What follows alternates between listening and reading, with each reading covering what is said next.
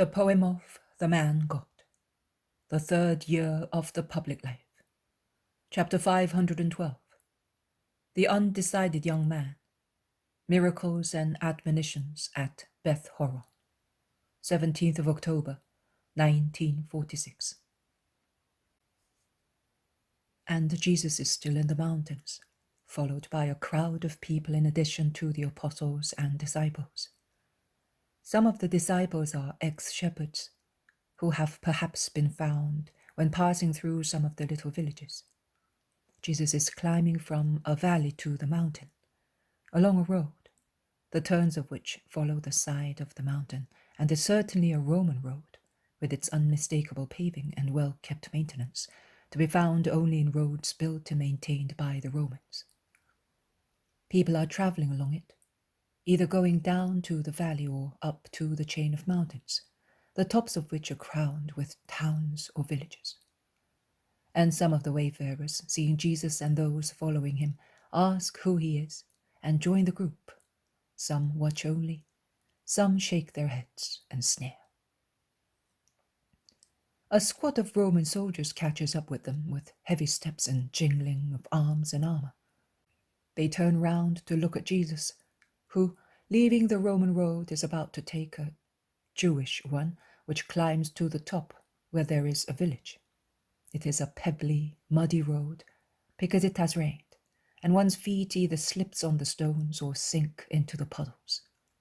The soldiers, who are obviously making for the same town, after stopping for a moment, set out again, and people are compelled to move to the sides of the narrow road to make way for the squad that passes by in strict formation. Some insults are hissed in the air, but discipline prevents the soldiers in route column from giving sharp answers. They are once again near Jesus, who has moved aside to let them pass and looks at them with his mild eyes, which seem to be blessing and caressing with their bright sapphire irises. And the stern faces of the soldiers brighten in a remembering smile, which is not a sneering one. On the contrary, it is as respectful as a greeting. They pass by. The people resume walking behind the rabbi who is in front of them all. A young man departs from the crowd and catches up with the master, greeting him respectfully. Jesus reciprocates the greeting. "I would like to ask you something, master." "Tell me." "I listened to you by chance one morning after Passover near a mountain not far from the gorges of the Chariot, and since then I have been thinking that I also could be among those whom you call. But before coming, I wanted to have a very clear idea of what it is necessary to do and what must not be done. And I asked your disciples every time I met them, and some told me one thing, some a different one. And I was uncertain, almost frightened, because they all agreed on one thing, some more, some less strictly, and that was the obligation to be perfect. I am a poor man, Lord, and God only is perfect. I listened to you a second time, and you also said, 'Be perfect.' And I lost heart. The third time, a few days ago, I heard you in the temple, and although you were very severe, I felt that it was not impossible to become so, because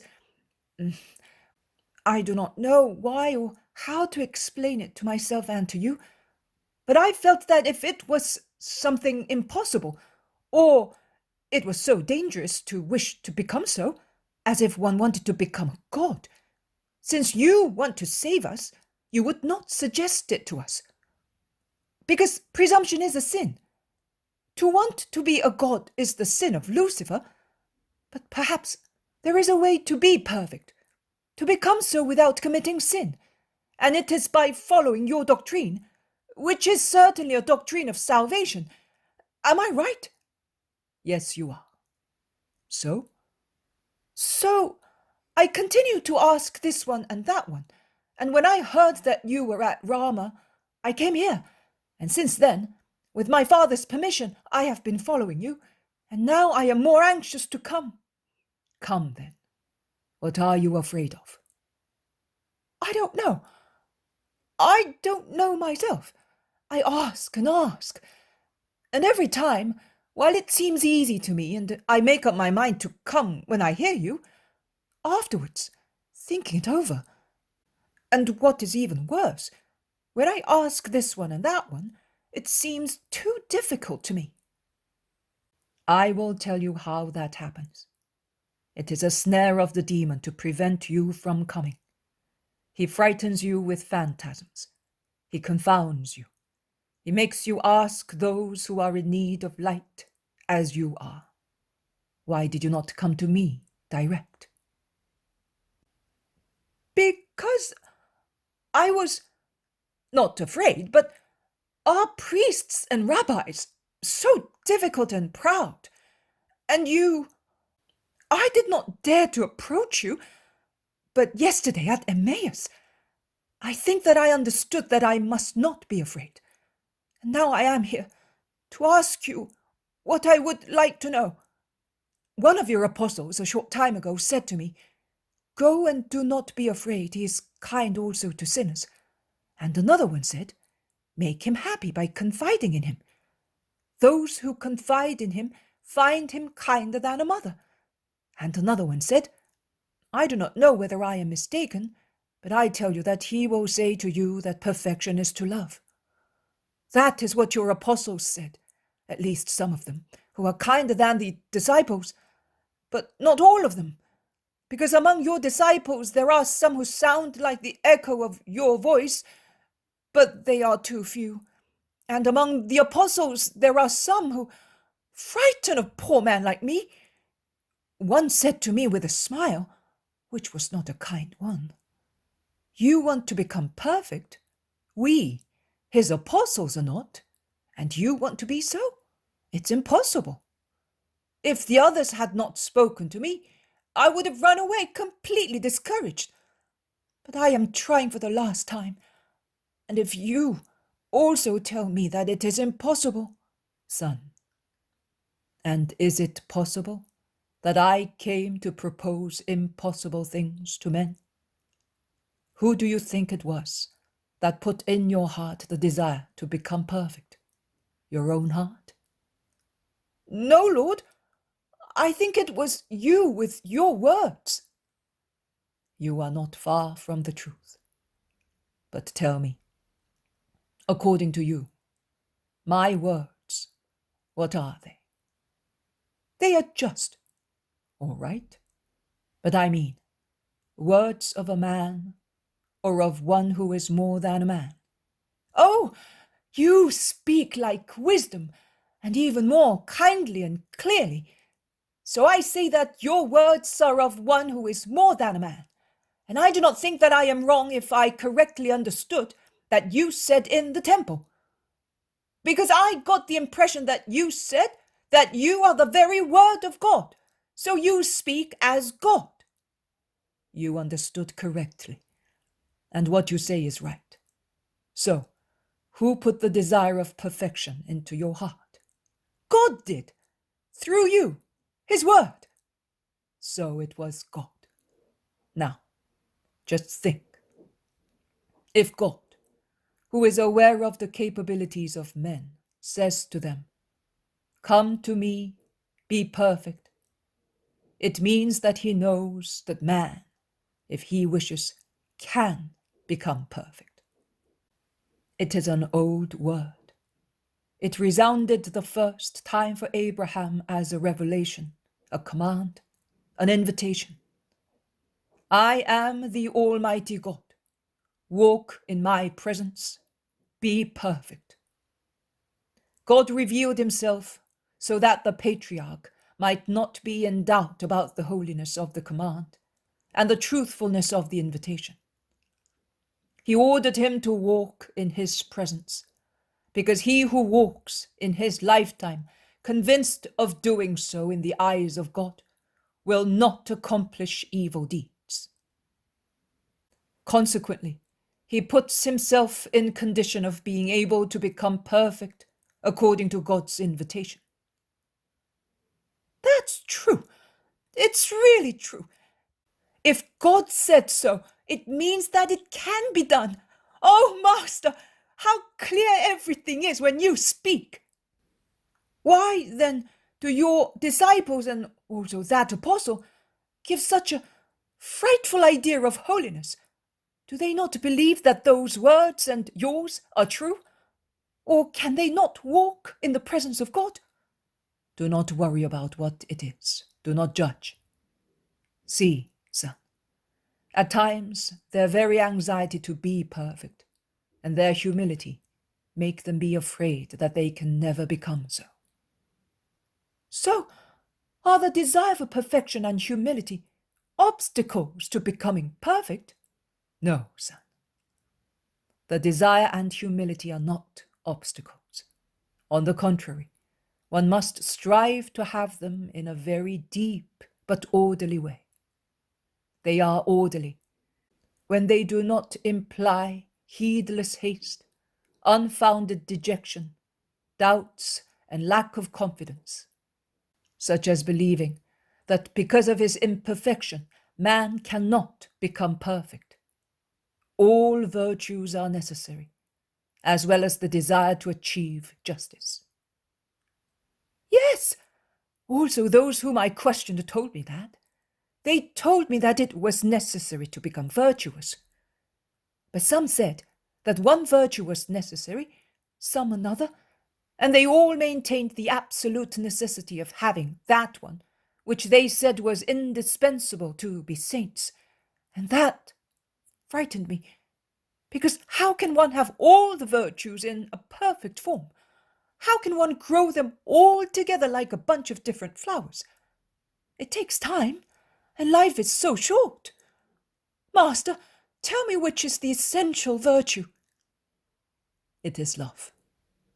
If you love, you will be holy, because all virtues and all good deeds come from the love for the Most High and for our neighbor.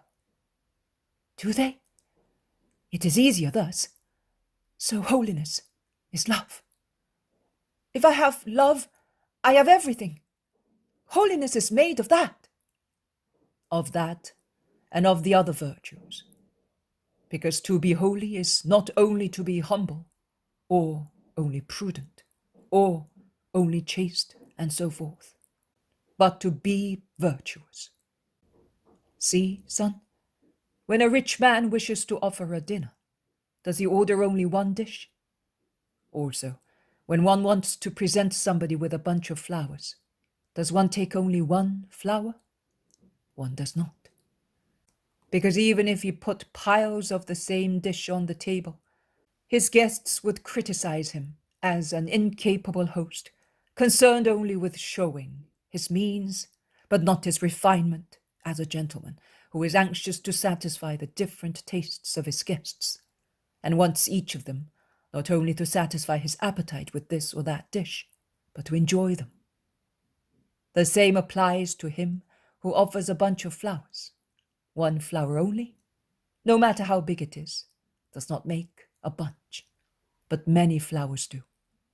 And thus, the different colors and scents gratify one's eyes and smell, and make one praise the Lord. Holiness, which we must consider as a bunch of flowers offered to the Lord, is to comprise all virtues. Humility will prevail in one spirit, strength in another, continence in another, patience in another, the spirit of sacrifice or penance in another. All virtues born in the shade of the regal, most scented tree of love, whose flowers will always prevail in the bunch, but all the virtues make up holiness. And which is to be cultivated more carefully? Love, I told you. Then there is no method, son. If you love the Lord, he will grant you his gifts.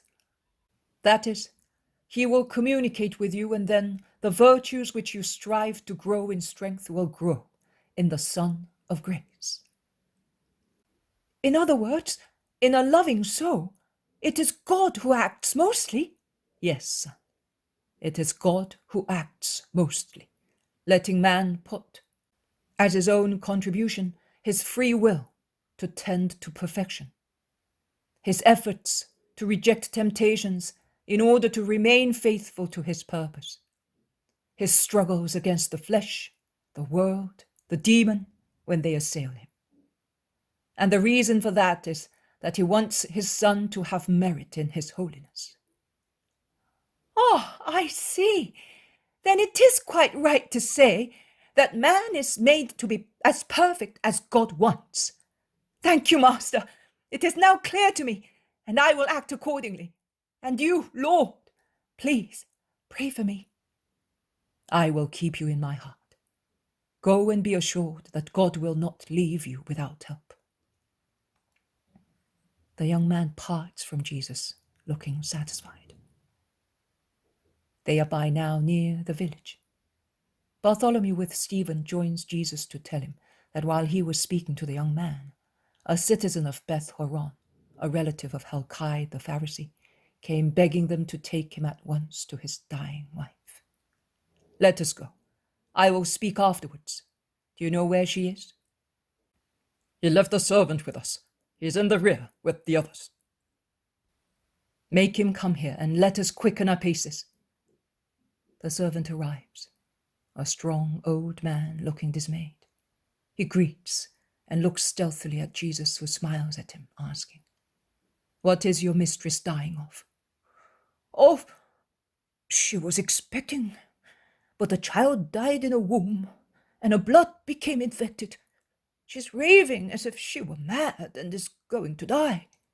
They opened her veins to make her temperature drop, but the blood is completely poisoned and she will die. They put her in the cistern to abate her fierce heat. It drops while she's in the ice-cold water. Then it becomes stronger than previously, and she coughs and coughs, and she will die." "No wonder, with such treatment," grumbles Matthew between his teeth. "How long has she been ill?" The servant is about to reply when the leader of the Roman squad runs down the hill towards them and stops in front of Jesus. "Hail! Are you the Nazarene?" "I am. What do you want of me?" Jesus' followers rush there, wondering who knows what. "One day, one of our horses struck a Jewish boy, and you cured him to prevent the Jews from making a din against us. Now, the stones of the Jews have knocked down a soldier who is now lying with a broken leg. I cannot stop because I am on duty. No one in the village wants to take him in, and he cannot walk. I cannot drag him along with a broken leg. I know that you do not despise us, as all the Jews do." "Do you want me to cure the soldier?" "Yes, I do. You cured also the servant of the centurion and Valerius' little girl. You saved Alexander from the wrath of your fellow citizens. These things are known both in high and in low quarters." "Let us go to the soldier." "And what about my mistress?" asks the discontented servant. "Later." And Jesus follows the non-commissioned officer, who devours the way with his brawny legs, free from hampering clothes. But even striding thus ahead of everybody, he manages to speak some words to him who is the first to follow him, that is, to Jesus, and he says, "Some time ago I was with Alexander. He used to speak of you. Chance has put you close to me just now." "Chance? Why not say God, the true God?" The soldier is silent for a moment. Then in a low voice, so that Jesus only can hear, he says, "The true God would be the Hebrew one, but he does not make himself loved. If he is like the Hebrews, they do not take pity even on a wounded man." The true God is the God of the Hebrews, as well as of the Romans, the Greeks, the Arabs, the Parthians, the Scythians, the Iberians, the Gauls, the Celts, the Libyans, the Hyperboreans. There is but one God, but many do not know him. Others have a wrong knowledge of him. If they knew him well, they would all be like brothers to one another, and there would be no abuse of power, no hatred, no slander, no revenge, no lust, no thefts, no homicides, no adulteries, and no falsehood. I know the true God, and I have come to make him known. They say we must be all ears in order to report to the centurion, who in turn have to report to the proconsul. They say that you are God. Is that true? The soldier is very worried in saying so. He looks at Jesus from under the shade of his helmet, and he almost looks frightened. I am. By Jove! So it is true that the gods descend to converse with men. After travelling all over the world following the banners, I have come here, an old man, to find a God. The God. The only one, not a God, says Jesus, correcting him. But the soldier is stupefied at the idea of preceding a God. He does not speak anymore.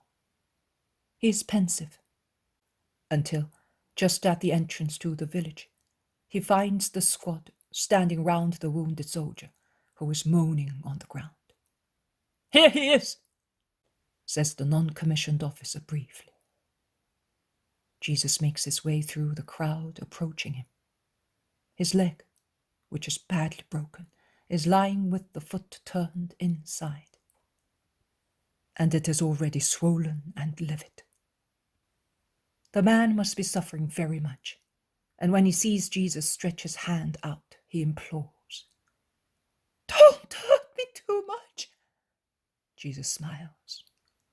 With the tips of his fingers, he lightly touches where the livid circle of the trauma shows the fracture.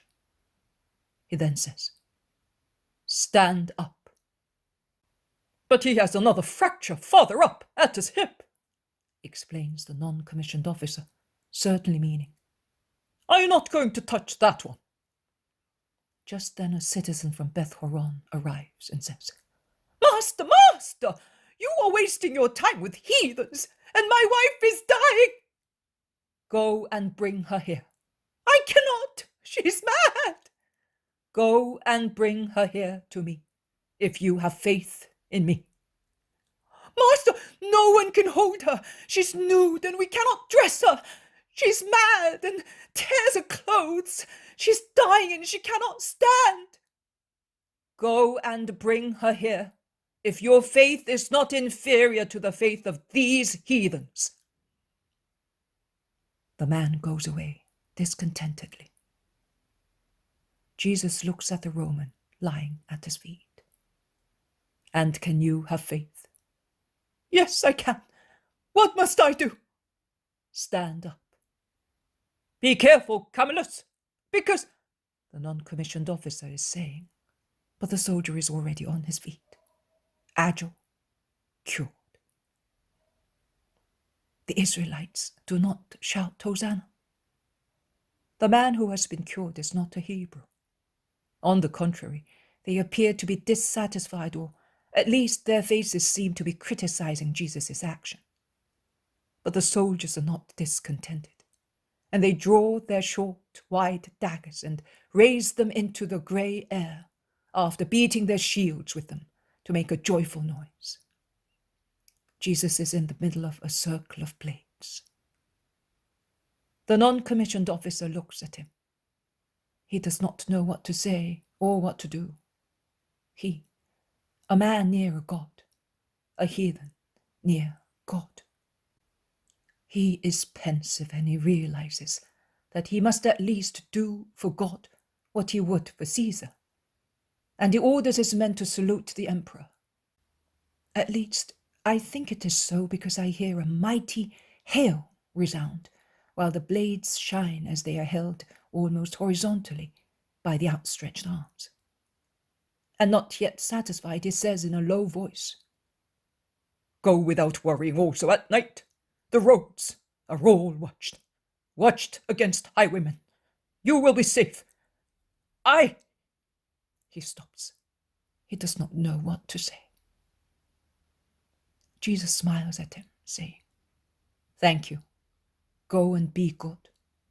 Be human also to highwaymen. Be faithful to your service without being cruel. They are poor wretches, and they will have to give account of their deeds to God. I will. Hail! I would like to meet you again. Jesus stares at him, then says, we shall meet on a different mountain. And he repeats once again, be good. Goodbye. The soldiers start off again. Jesus enters the village. He walks a few meters and then he sees a large group come towards him and his followers shouting comments. A man and a woman depart from the group. The man mentioned previously, and they bow before Jesus. The woman on her knees, the man stooping. Stand up and praise the Lord. But I must tell you, O man, that your conscience is not clear. You applied to me out of selfishness, not out of love for me, or out of faith in me. And you doubted my word, and you know who I am. Then you had an unkind thought, because I stopped to cure a Gentile, as all the village acted unkindly by refusing to accept the wounded soldier. By an excess of mercy, and in order to try and make your heart kinder, I cured your wife without coming to your house. You did not deserve it. I did it to show you that I need not go to do something. It is enough for me to want it. But I solemnly tell you, all that those whom you despise are better than you are, and they believe in my power more than you do. Stand up, woman. You are not guilty, because you were without the faculty of reason. Go, and from now on believe out of gratitude to the Lord. The attitude of the inhabitants becomes cold and proud, owing to Jesus' reproach. They follow him sulkily as far as the square where he stops to speak, as the synagogue leader does not invite him into the synagogue. And no house opens to the master. When God is with men, men can do everything against misfortune, whatever its name may be. When, on the contrary, God is not with men, they can do nothing against misfortune. The chronicles of this town mention such an occurrence more than once. God was with Joshua, and he defeated the Canaanites, and along this road God helped him to destroy the enemies of Israel, hurling huge hailstones from heaven, and more died under the hailstones than at the edge of the sword. We read in Joshua's book. God was with Judas Maccabee, who came upon this hill with his small army to look at the powerful army of Seron, the leader of the Syrian army. And God confirmed the words of the commander of Israel with a striking victory. But the necessary condition to have God with us is to act for reasons of justice. For victory in war does not depend on the size of the fighting force, but on the help that comes from heaven, says the book of Maccabees. All good things in life do not depend on wealth or power or any other cause, but on the help that comes from heaven. And it comes because we ask for help for good things, for our lives and our laws, says the book of Maccabees again. But when one has recourse to God for a wicked or impure purpose, it is useless to invoke his help. God will not reply, or he will reply with punishments instead of blessings. This truth is too much forgotten now in Israel, and they want God's help, and they implore him for purposes which are not good. And they do not practice virtues, and the commandments are not kept with true spirit of observance. That is, only their part that can be seen and praised by men is done. But what is hidden by appearance is quite different.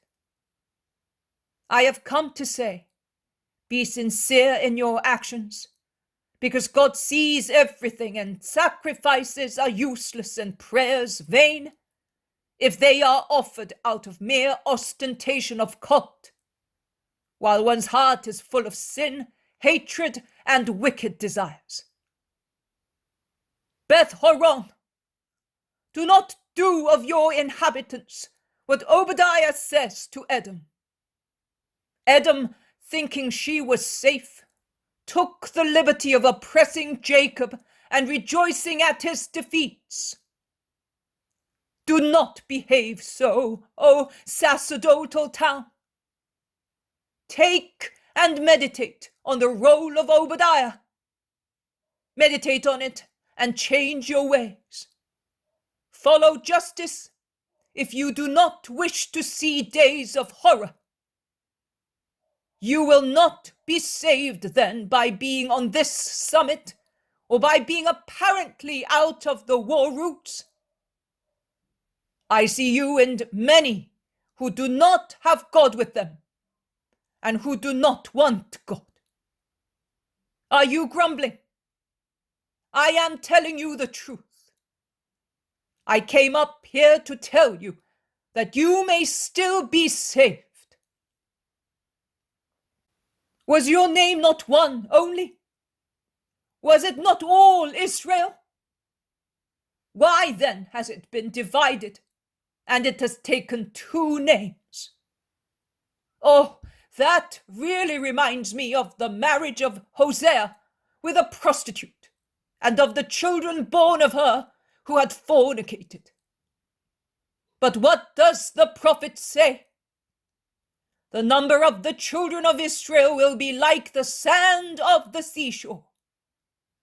Then, instead of saying to them, you are not my people, it will be said to them, you are the children of the living God. And the children of Judah and Israel will come together again, and will elect only one chief, and will rise from the earth, because great is the day of Jezreel. Oh, why then do you criticize him who is to reunite them all and make one people only, a great people, one as God is one? Why do you criticize him for loving all the children of man? Because they are all children of God. And who is to make children of the living God also those who at present seem dead? And can you judge my actions and their hearts and yours? From where does light come to you? Light comes from God. But if God sends me with the task of reuniting all men under one scepter, how can you have a light, a truly divine light, that shows you things contrary to how God sees them? And yet you see contrary to how God sees. Do not grumble, it is the truth. You are outside justice.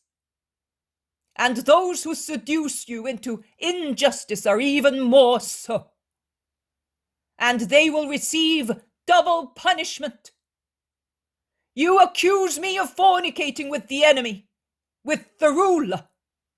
I read your hearts. But do you not fornicate with Satan by becoming followers of those who fight the Son of Man, the messenger of God? And now you hate me. But I know the face of him who instills hatred into you. As it is said in Hosea, I came with my hands laden with gifts, and my heart full of love.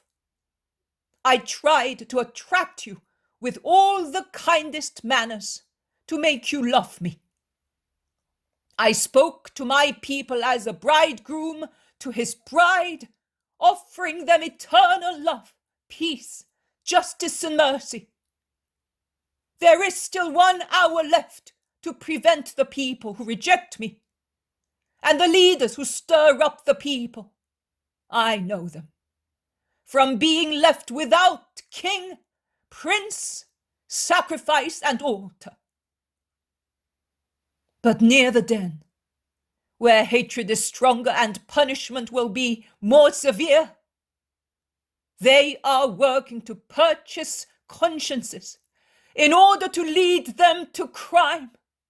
Oh, it is true that those who lead consciences astray will be judged 7 times 7 more severely than those who have been misled. Let us go. I have come and I worked a miracle, and I have told you the truth to convince you who I am. I am now going away, and if among you there is only 1 man who is just, let him follow me. Because sad is the future of this place, where snakes nestle to seduce and betray. And Jesus turns back to take the road by which he came. Why, Rabbi, did you speak to them thus? They will hate you, the apostles ask him. I am not trying to conquer love through negotiations or falsehood. But was it not better not to come here? No, it is necessary not to leave the least doubt. And whom did you convince? Nobody, for the time being. But soon someone will say, we cannot curse anybody because we were warned, and we did not take any action. And if they reproach God for striking them, their reproach will be like blasphemy. But to whom were you referring, saying, ask Judas of Kerioth. He knows many people here, and he is aware of their cunning. All the apostles look at Judas. Yes, this place is practically under Helkai's control. But I don't think that Helkai, the words die on the lips of Judas, who, raising his eyes from his belt, which he was putting in order to strike an attitude, meets Jesus' eyes. The master's glance is so bright and piercing as to appear even magnetic. Judas lowers his head and concludes, it is certainly a proud, hateful village, worthy of him who dominates it. Everyone has what one deserves. They have Helkai. We have Jesus. And the master did the right thing in letting them know that he knows. Very good. They are certainly bad. Did you notice that? Not even a greeting after the miracle. Not even a mite. Nothing, remarks Philip. But I tremble when the master unmasks them like that, says Andrew with a sigh. To do it or not to do it is the same thing. They hate him just the same. I would like to go back to Galilee, says John. To Galilee, of course, says Peter, sighing, and he lowers his head, looking very pensive. In the rear, those who have followed Jesus and will not leave him continue to make their comments with the disciples.